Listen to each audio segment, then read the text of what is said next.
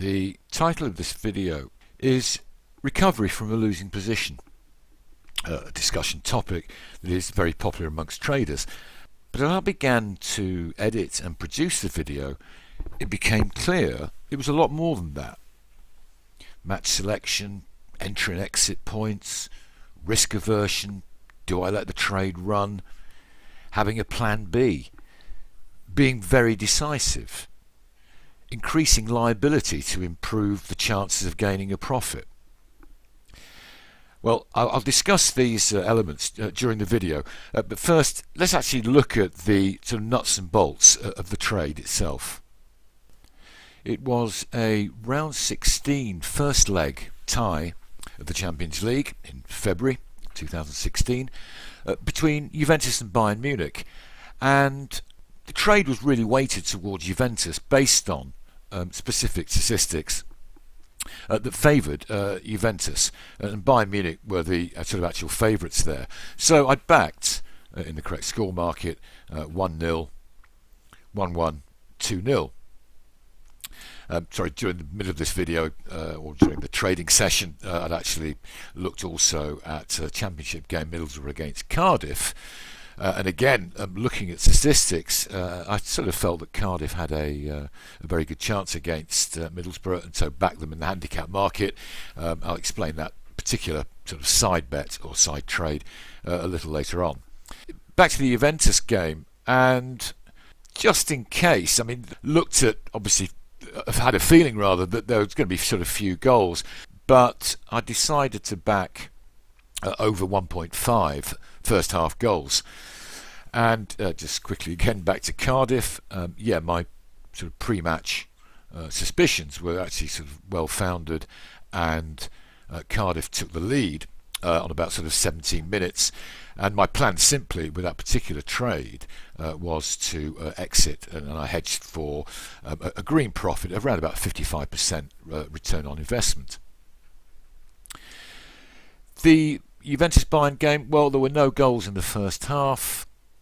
31 minutes gone, as we can see, and I got a £20 liability sort of already now on the first half goals market, so I decided on 40 minutes to lay 0-0 at 1.45 for £20 to at least cover that liability on the first half goals.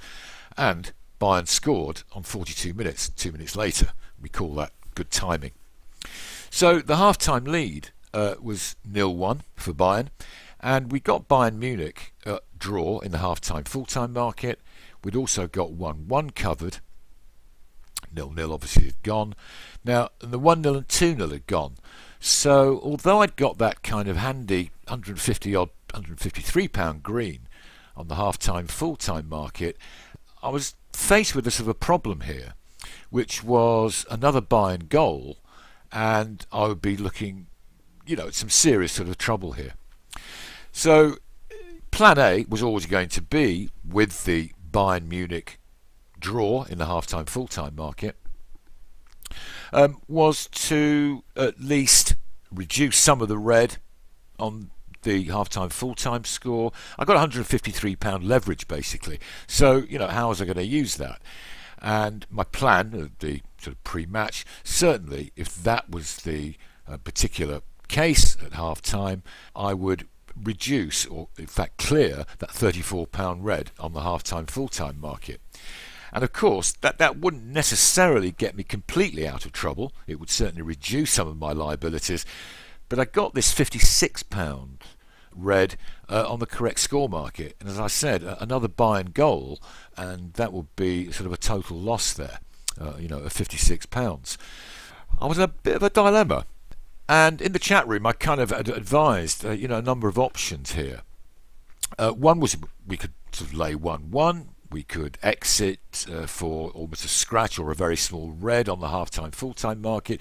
We could end up with sort of around about sort of a £15-16 loss overall. Just to sort of a quick footnote there, I was using double stakes on this particular trade, so therefore, if I exited the trade now, it would be sort of round about about £38 loss if I decided to sort of exit the trade there. which, is a lot better, obviously, than looking if I decided to let it run, which would be something in the region of what, sort of £56, £60. So I had that particular option. Now, at this sort of particular point in the trade where you're thinking, yeah, I could sort of suffer quite a heavy loss here, what are the options? The wrong side has scored, so to speak, or at least in this particular trade, we weren't covered sufficiently on a particular scenario, and that is Bayern scoring 2 goals, simply because my pre-match analysis had weighted the whole trade really towards Juventus. And I think this is a sort of a key point here.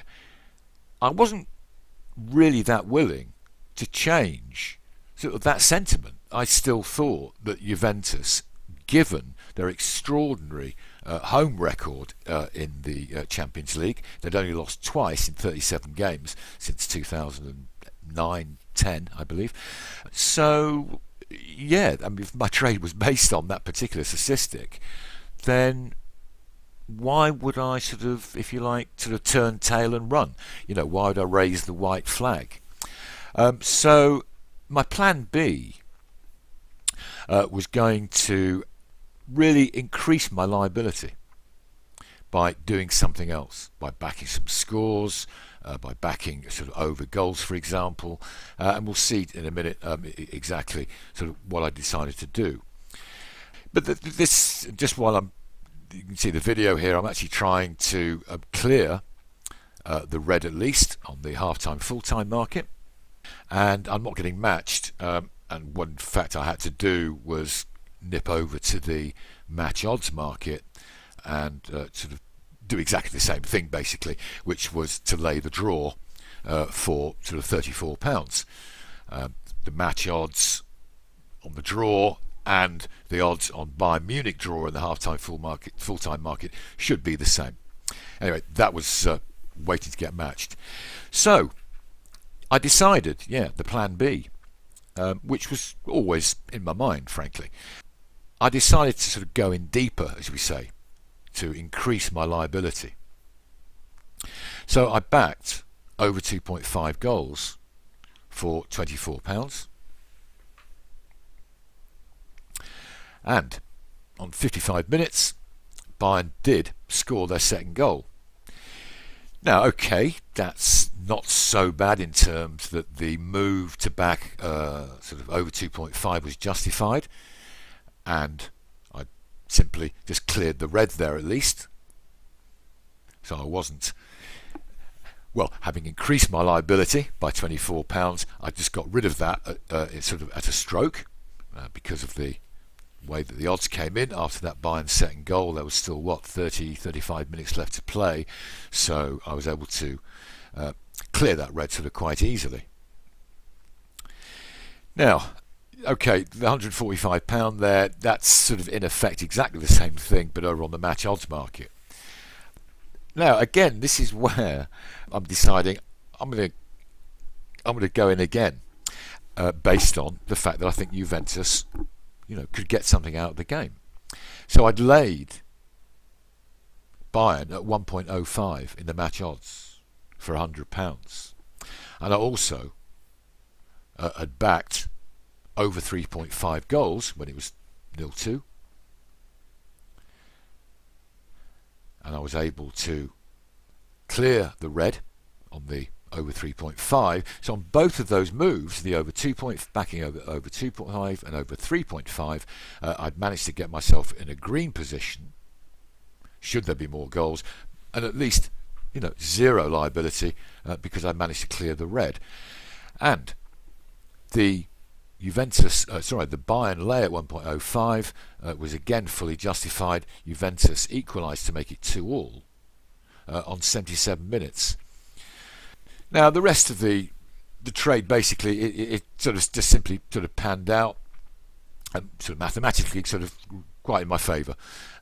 We can see that I've got, £78 liability on the draw, but I've got £145 green on the half-time, full-time.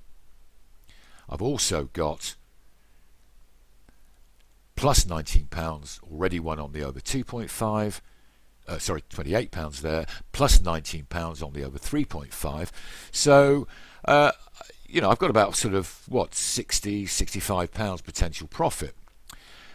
That profit would be reduced, of course, if there was another goal. So, as we see in a minute, I can afford to go back to the match odds and lay the draw again. And I sort of laid it at 1.35 for £20. And I'm laying it again at 1.16 with about 5 minutes to play for another £40.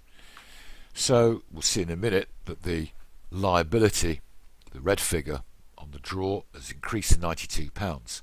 That's okay, because remember, I've got the £145 green on the half-time, full-time market. So, it's, the idea of increasing your liability to gain a potential profit can often be worth it. And there we see the final result. Good. Well, thanks for watching.